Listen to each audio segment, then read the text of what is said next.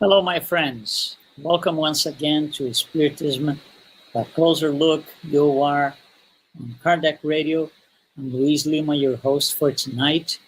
If you have any questions, any comments, any suggestions, you can always go to the information down on your screen. You can always go to kardecradio.com.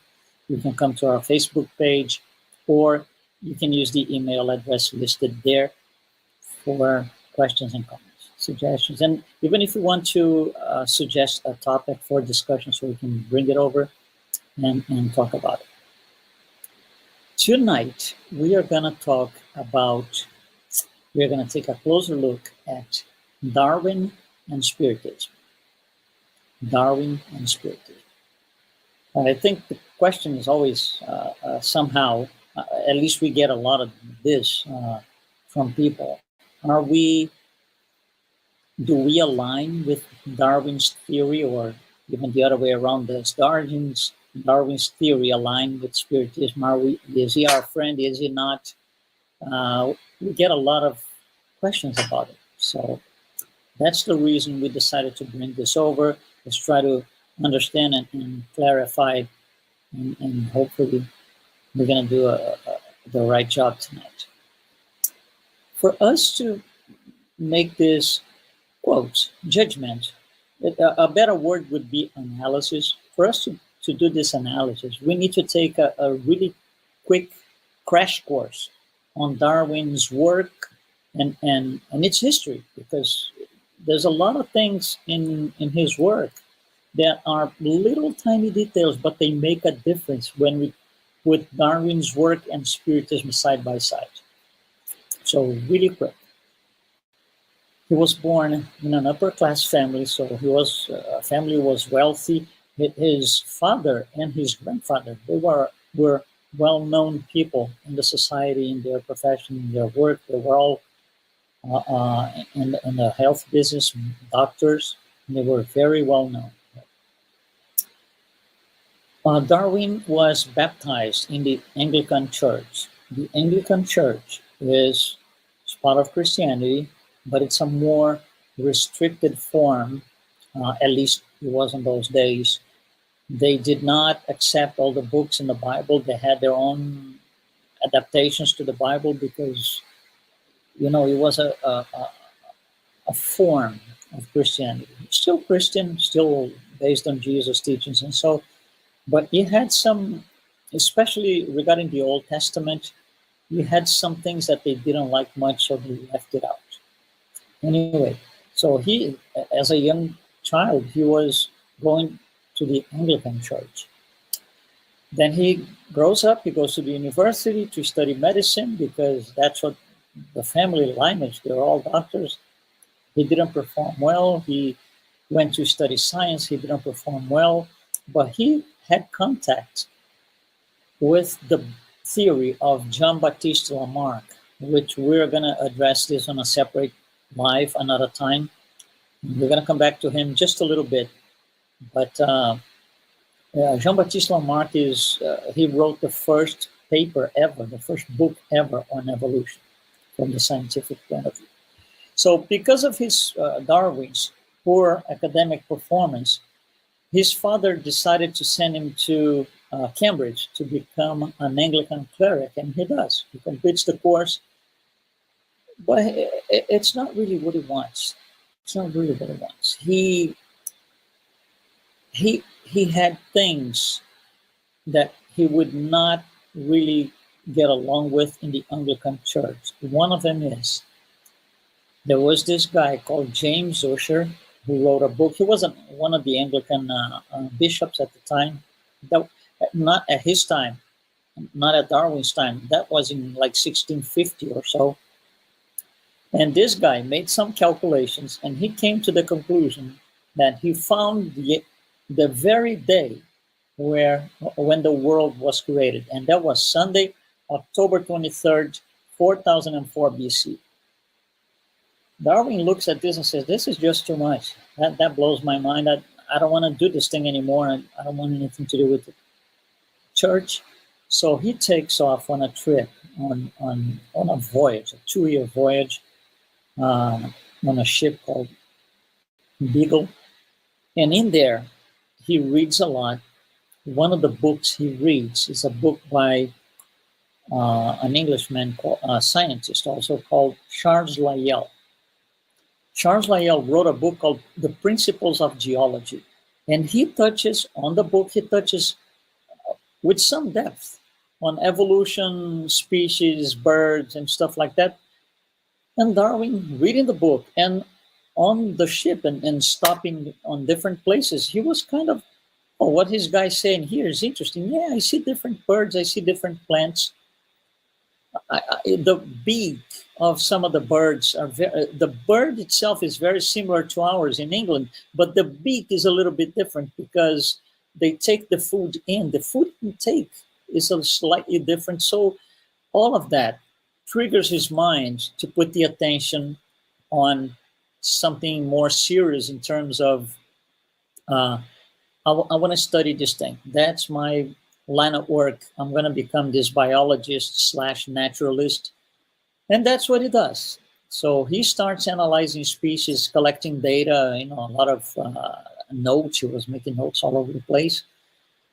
2 years later, he comes back to England and he starts on writing a book with his observations and the answer to his question. And the question was, his whole work was based on finding the answer to this one question. What triggers or what motivates the evolutionary process? You see, it's not a matter of is there evolution or not? No.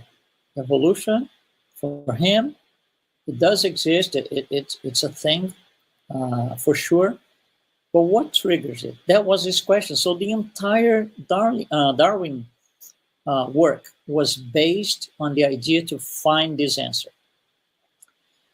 We need to take a little bit of time here to look at his work because it matters. His work, how it came about, matters for us to understand where he's coming from, and is he aligned with us, spiritists, yes or no?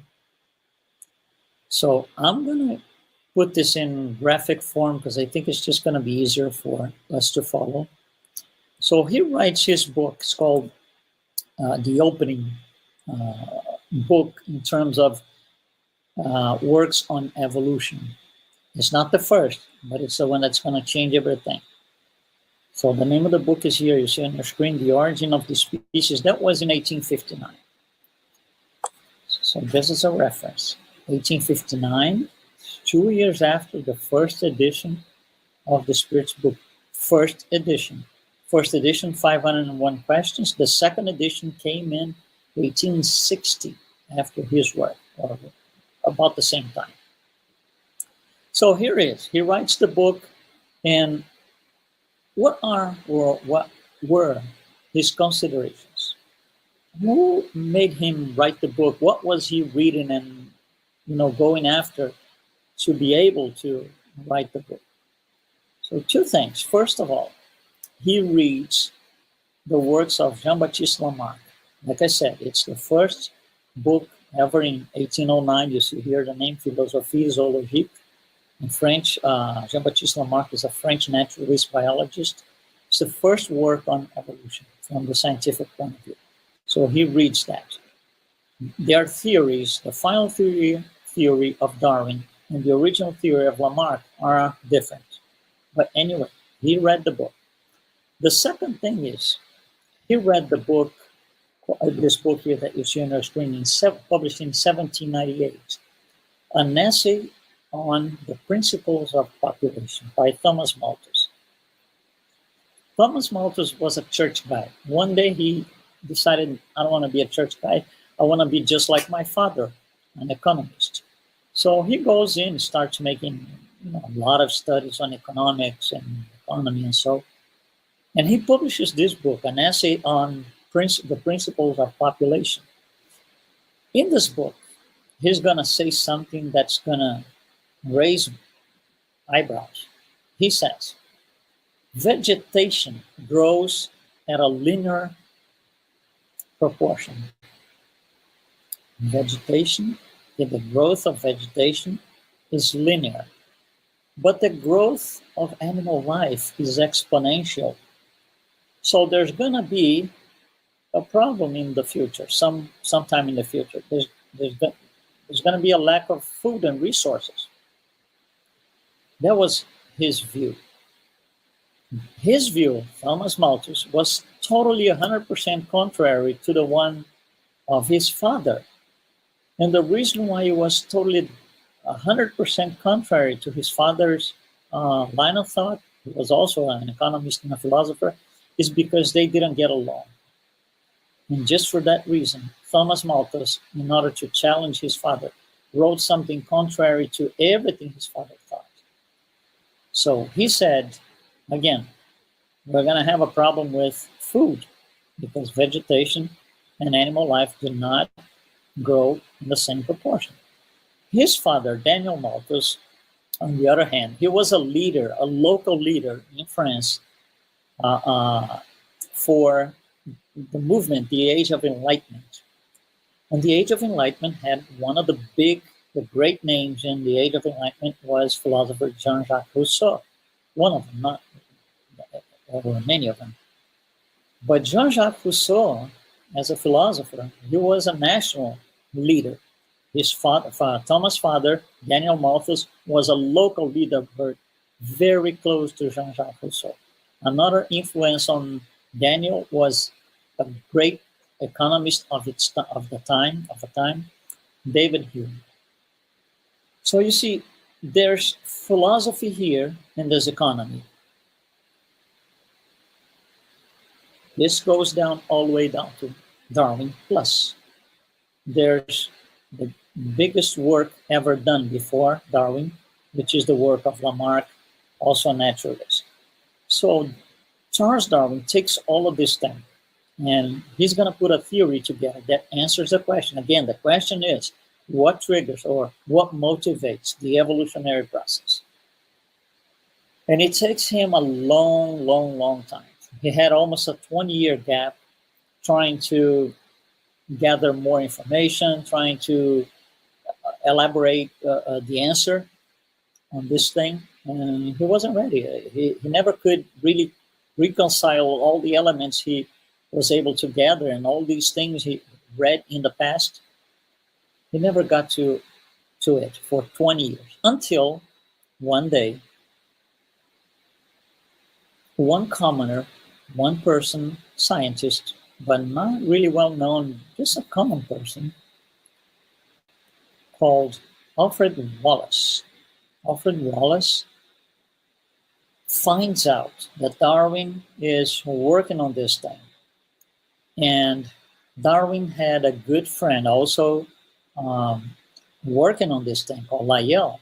Remember, he had read Lyell when he was on the voyage. So when this guy sends his papers to Darwin in 1858, Darwin looks at it and says, that's my answer. This guy has my answer. So he talks to Lyell. And Lyell says, listen, we got to publish this because that's exactly what you want to do. You want to publish your 50 plus years of experience on this thing. So let's just do it. However, if you publish this under Wallace's name and you attach your name to it, it's not going to have the impact that it should if you have only your name because you're well known, you're wealthy, you're part of the society, and Wallace is not known. He's just a professor. He was just somebody who studied it. By the way, Wallace spent almost, I think, 14 years in the Amazon, working, trying to understand the species and plants and animals. It was a beautiful, huge work, similar to what Darwin had done. However, Darwin, did this for 2 years, and Wallace did for a lot longer. Anyway, so that's the story of how the book came about. So it isn't really 100% Darwin. There are people that debate, plagiarism and other things. It's not our purpose to discuss that here tonight. But this is where he comes from. He's trying to get the answer for something evolutionary. And there's philosophy in the middle of this thing. It's a mix of things. His theory, written by himself, is not perfect. There's still a lot of things that need to be understood. A lot of people, he says that, a lot of people are going to come after me. Hopefully they can fill in all the gaps and the answer that we still don't have. Let's take a quick comparison of what Wallace brought to the table compared to what Darwin had in his mind. That's going to be interesting. So for Wallace, by the way, the theory of evolution, it's actually known as the Darwin-Wallace theory of evolution. Okay. Anyway, for Wallace, evolution was driven by the elimination of the weakest. Weak species or weakest species are going to disappear. So the weak elements of a society will trend to be eliminated. That's Wallace.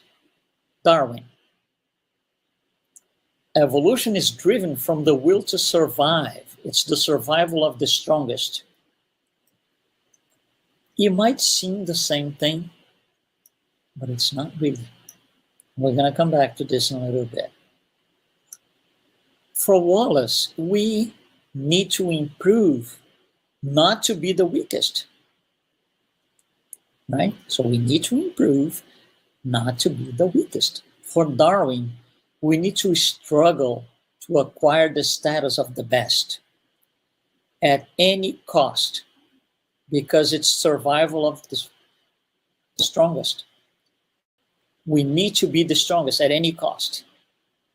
We will do anything to survive and be the best. So you see how there's a difference in focus here. One is just saying, let's not be the weakest. The other is saying, let's be the best of all at any cost. I'll do anything that it takes to get there.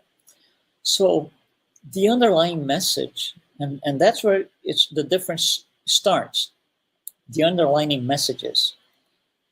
If you belong to the group of the weak ones, how are you going to survive? The best thing you can do is gather all together, put everybody together, and let's go for it. If you would try to do this alone, each one of the elements, it's weak. It's not going to be able to survive. But when you go as a group, you get strength. Then there's a much better chance to survive. So for the message that Wallace sends, the underlying message is cooperation, collaboration. For Darwin, it's not, it's competition at any cost. That's interesting. Now, what makes it interesting is this. Until the works of Darwin, until 1859, everything you wanted to know, you would ask the provider of the truth. The provider of the truth was the church. The church had the absolute answer to everything else. But, there was a point in maybe around the 1600s or so where the answers were not coming. They were not there. You would ask the church, the priest, they would say, this is not something you should ask. You can't question this. You shouldn't be asking this thing. So instead of answering, they were saying, don't ask. So it's kind of the provider of the truth is not bringing the answers that we need as a society. And we've been asking this for centuries, and the answers are not coming. With Darwin, some of these answers start to come. And then what happens is science takes over from that point and becomes the provider of the truth. And it is still today. Still today. If you want to know something, has it been proven scientifically? So Darwin established indirectly, but it did. And the results are out there. We can see anywhere, anytime, any day. Establish a new paradigm. That's called the scientific materialistic paradigm. which is still very much alive today. In the late 1800s, his work is 1859. In the late 1800s, almost next century, something came about with the name social Darwinism. And that was a movement led by a guy called Herbert Spencer. Social Darwinism preconizes improvement of humanity by purifying the race.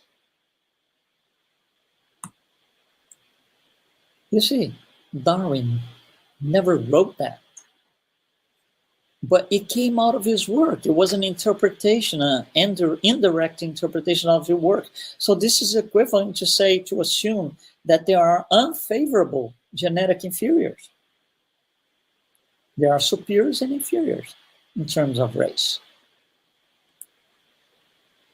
This is still around today because we still live the scientific materialism. We still believe that the provider of the truth is science.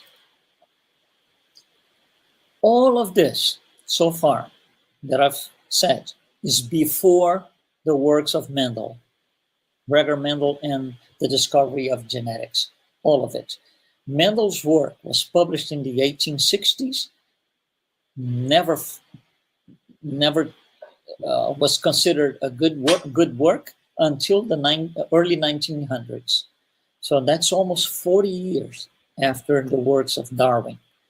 And then when Mendel works comes up, and we look at Darwin's theory, it doesn't match 100%. So it was necessary to make adjustments to Darwin's theory, and then the original Darwinism will become what is called today as neo-Darwinism.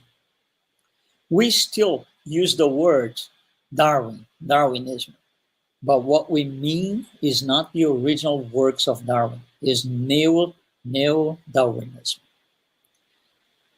So what is this? First of all, it believes that, or it states that natural selection triggers evolution. And that was the question he was trying to get the answer for. Natural selection triggers evolution. Natural selection depends on the environment. For example, think of an animal with a very long hair. It will be advantageous to this animal in cold weather, but it will not be advantageous in Florida where I live. So it depends on the environment. It makes sense. It's a logical thing. But the problem with the theory is this next thing here. Evolution and mutations, right? Mutations are random. So from time to time, there's a mutation on a species to follow the natural selection, and that mutation is random. And then we don't like what is said as spiritists. It's not that it's wrong. We need to be very clear on this thing. It's a matter of layer. Understanding layer one, there's a next layer. When Moses said, an eye for an eye, he wasn't really wrong, but it's layer one. There will be layers after that will make it more comprehensible. It's the same thing here. There is no right or wrong. The Darwin theory studies the evolution of the species, physical animals, physical plants.